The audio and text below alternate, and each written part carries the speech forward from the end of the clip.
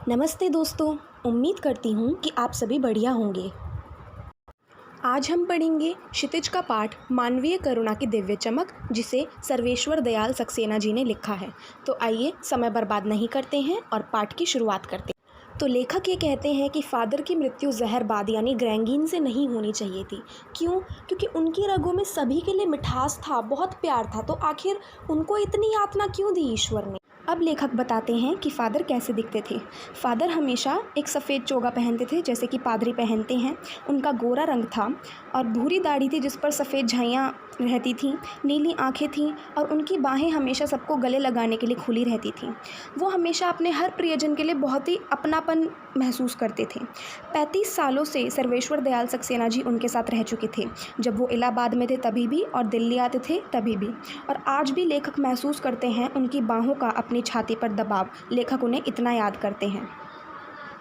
लेखक के लिए फ़ादर को याद करना एक उदास और शांत संगीत को सुनने जैसा था। उनका जो व्यक्तित्व था वो इतना प्रभावशाली था कि उनसे बात करने थे तो ऐसा लगता था जैसे कि कर्म के संकल्प से भर रहे हों। लेखक को परिमल के दिन याद आते हैं। परिमल फ़ादर बुल्के द्वारा स्थापित की गई एक साहित्यिक संस्था है, जहाँ सभी के सभी पारिवारिक रिश्ते में बंध कर रहते थे, जिसके बड़े फ़ादर बुल्के थे। तो फ़ादर बुल्के हमेशा उनके हंसी मजाक में शामिल रहते थे। उनकी गोष्ठियों में जब गंभीर चर्चा होती थी तभी भी वे वहाँ प्रस्तुत रहते थे और उनकी रचनाओं पर हमेशा राय देते थे, सुझाव देते थे।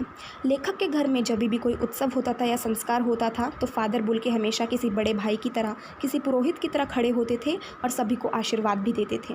तो लेखक को याद आता है कि जब उनका बेटा पैदा हुआ था तो उसके मुंह में पहली बार अनाज फ़ादर बुल्के ने ही डाला था और उनकी आंखों में उस समय ऐसा तैरता वात्सल्य था मानो किसी देवदार की छाया में खड़े हों। अब लेखक को ये समझ नहीं आता कि आखिर कहाँ से शुरू करें। इलाहाबाद की सड़कों पर जब फ़ादर साइकिल चलाते दिखते थे तो वो इनके पास आके रुकते थे और मुस्कुराते हुए बताते थे कि देखिए, मैंने ये पढ़ लिया है और मैं यह कहना चाहता हूँ। फ़ादर को कभी भी किसी ने क्रोध में नहीं देखा था। हाँ, उनके अंदर ममता और प्यार हमेशा छलकता हुआ महसूस होता था। उनको देखकर लगता था कि बेल्जियम में इंजीनियरिंग के अंतिम वर्ष में पहुंचकर उनके मन में आखिर सन्यासी बनने की इच्छा कैसे जाग गई, जबकि उनका घर बार पूरा था। 2 भाई थे, एक बहन थी, माँ पिता सब थे। फ़ादर बुल्के को भारत से बहुत लगाव था। जब लेखक उनसे पूछते कि क्या आपको अपने देश की याद आती है, तो वे जवाब देते कि मेरा देश तो अब भारत है। तब फिर लेखक उनसे पूछते कि आप अपनी जन्मभूमि के बारे में बताइए।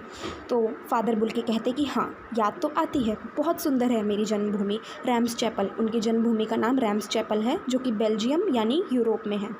उन्हें घर में भी सबकी याद आती थी, खासकर माँ की तो उन्हें बहुत याद आती थी और वो हमेशा उनकी यादों में खोए रहते थे।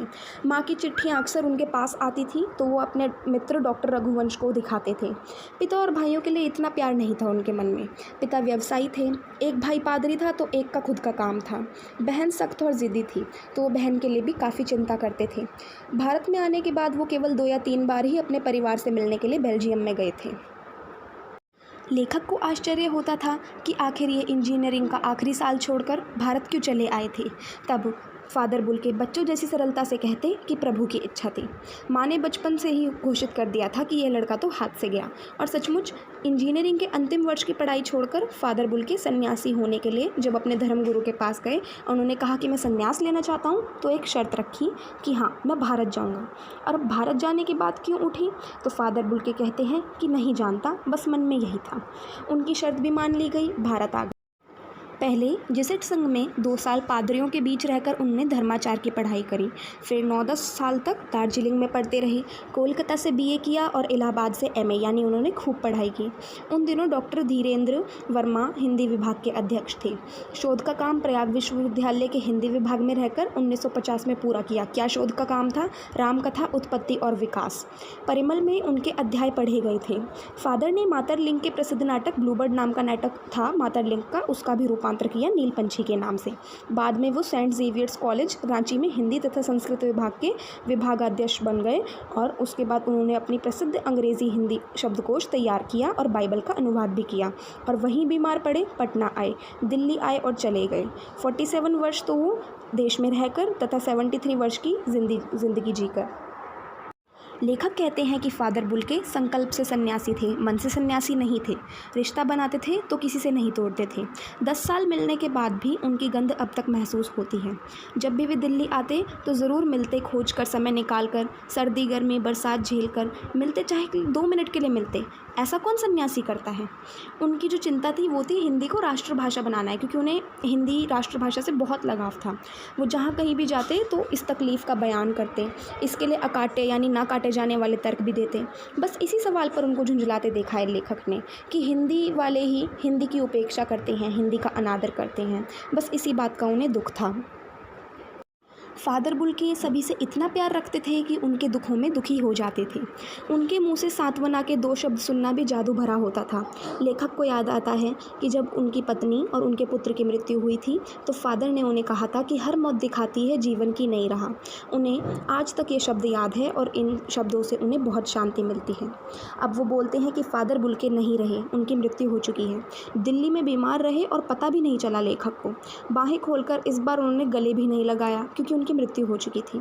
अब उनकी बाहें दोनों हाथों की सूजी उंगलियों को उलझाए ताबूत में शरीर के ऊपर पड़ी थी। शांति अब तक उनके चेहरे पर थी और तरलता जम गई थी।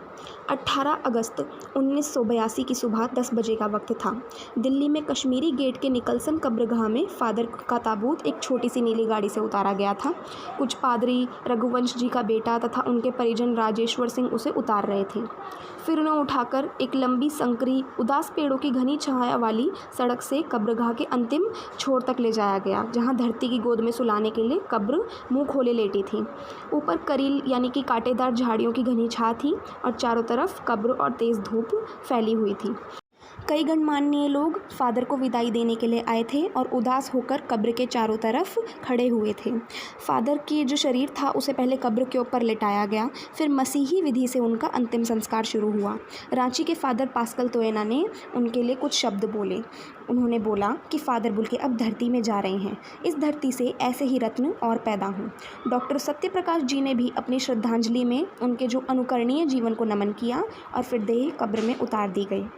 लेखक कहते हैं कि मैं नहीं जानता कि इस सन्यासी ने कभी ये सोचा भी था कि इसकी मौत पर इतने लोग रोएंगे, पर लेकिन उस समय रोने वालों की बिल्कुल भी कमी नहीं थी। इस तरह उनके बीच से जो फादर बुल्के थे, जिनको उन्होंने देवता माना है, वो चले गए, जो कि सबसे अधिक छायादार, फल फूल गंध से भरे हुए थे तथा सबसे अलग सबके हुए थे, सबके ऊंचाई पर और मानवीय करुणा की दिव्य चमक में लहलाते खड़े थे। उनकी स्मृति सभी के मन में समाई हुई है, जैसे कि कोई यज्ञ की पवित्र आग जो होती है उसकी तरह आजीवन बनी रहेगी। उस पवित्र ज्योति की स्मृति में लेखक श्रद्धानत हैं। दोस्तों, इस तरह हमारा यह पाठ ख़त्म होता है। मैं उम्मीद करती हूँ कि आपको यह पाठ समझ आ गया होगा। अगर आप लोगों को वीडियो पसंद आई हो तो इसे लाइक ज़रूर कीजिए और कमेंट सेक्शन में मुझे फीडबैक भी ज़रूर दीजिए कि आप इस वीडियो के बारे में क्या सोचते हैं। आप मुझे अगली वीडियोस के लिए रिकमेंडेशंस भी दे सकते हैं। देखने के लिए आप सभी का धन्यवाद। थैंक्स दोस्तों, बाय बाय। आपसे अगली वीडियो में मुलाकात होगी।